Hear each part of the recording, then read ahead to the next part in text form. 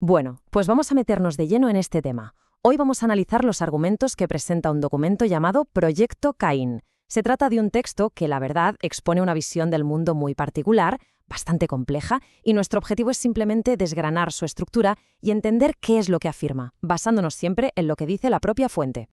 Y aquí la tenemos. Esta cita es básicamente el corazón de todo el documento. La idea central es que lo que el texto llama la ideología LGTBQ+ moderna no es algo nuevo, sino que es una especie de reedición de una transgresión bíblica. Pero ojo, porque añade y peor aún, o sea que según la fuente es una versión más grave. Este es el punto de partida de toda la argumentación. Vale, entonces, ¿cómo se sostiene todo esto? Pues para entender la lógica del documento tenemos que ir a la base de su argumento, y esa base se encuentra en una interpretación muy específica de la genética humana, una que se remonta, nada menos, que a la historia de Adán.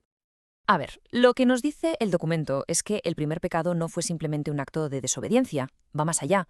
Afirma que lo que hizo Adán fue una especie de experimentación genética que corrompió, que degeneró el ADN humano desde el origen.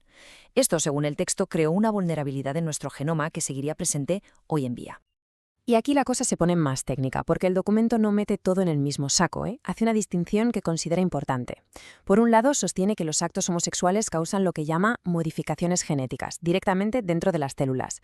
Por otro lado, describe que la terapia hormonal para personas transgénero provoca alteraciones epigenéticas, es decir, un mecanismo distinto que, en sus propias palabras, despierta genes que de otra forma se quedarían dormidos.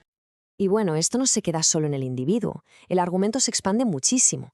La fuente defiende que estas acciones no solo afectan a la persona, sino que tienen consecuencias, digamos, a escala cósmica. Consecuencias que impactan a todo el planeta y a lo que llama el tejido mismo de la creación.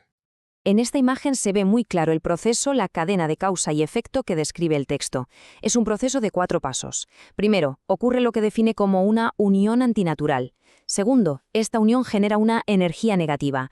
Tercero, esta energía envenena la energía divina del mundo y como resultado final, el cuarto paso es la descomposición de la creación misma. Así de directo. Claro, llegados a este punto se podría pensar que es un tema aislado, pero no. El documento lo enmarca todo dentro de algo mucho más grande.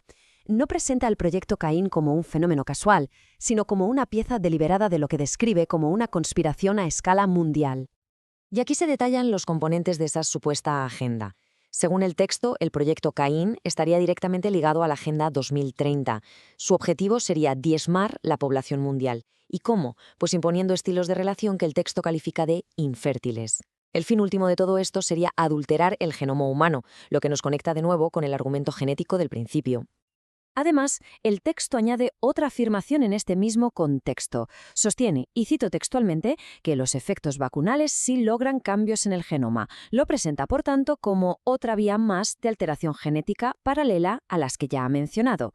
Con todo esto, llegamos a la dimensión que el documento considera la más crucial de todas, porque más allá de lo físico, de lo social o de los planes globales, el texto se centra en lo que describe como las consecuencias para el alma humana. Ahí es donde pone el foco final. Esta cita es muy contundente. Resume la enorme gravedad con la que la fuente trata el asunto. Fíjense que no habla de un problema social o de salud, habla de un pecado gravísimo.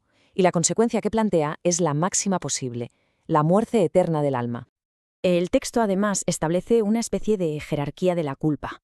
Por un lado, dice que los niños que son inducidos a estas prácticas, aunque sufren las consecuencias, tienen menos culpa. Por otro, los adultos que actúan con pleno conocimiento se enfrentan a un daño inmensamente mayor y a repercusiones eternas.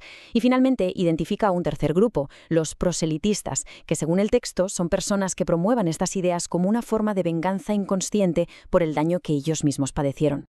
Así que después de analizar toda la estructura de este argumento, el documento, que termina con una oración, nos deja con una pregunta final para la reflexión. Dentro de la cosmovisión que presenta este texto, ¿cuál es el coste último, el coste eterno, de contravenir lo que el propio documento define como la ley natural y divina?